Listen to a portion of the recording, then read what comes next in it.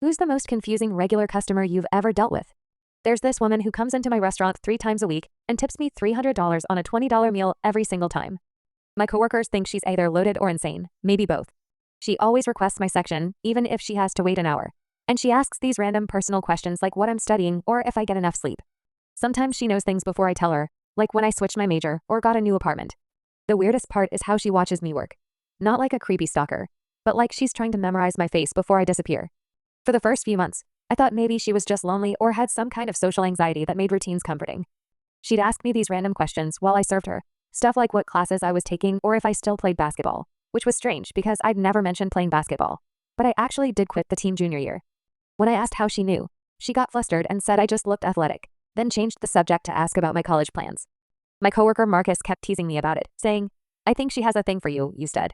She only requests your section when she comes here."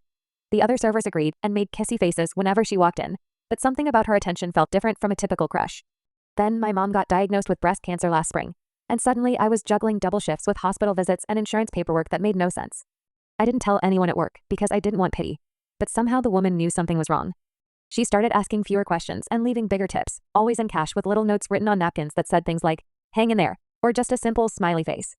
One night, I was so exhausted that I completely forgot her extra lemon and brought her regular dressing instead of the balsamic she always ordered. And instead of complaining, she just pushed an envelope across the table and told me to open it later. Inside was $300 and a note that said, "For whatever you need most, right now." I tried to give it back the next time she came in, but she pretended not to know what I was talking about and started asking about the weather. One Thursday, she came in with an older couple who looked like they could be her parents, and they kept smiling at me while she ordered her usual salmon. After they left, Marcus practically tackled me in the kitchen saying, "Dude, your cougar just introduced you to her parents. Make a move soon, or I will." Everyone was convinced she was working up to asking me out, but all I could think about was how much longer Mom had left. The answer came faster than I expected. My mom made it to my 18th birthday, but barely. I spent 6 hours sitting next to her that day, holding her hand and talking about nothing important. Right before the end, she pulled an envelope from under her pillow and pressed it into my hands. She held my hand with what little strength she had left and made me promise not to open it until after. And we both knew what she meant by after, even though neither of us would say the word. The funeral was tiny, just me and some neighbors and the nurses who'd taken care of her.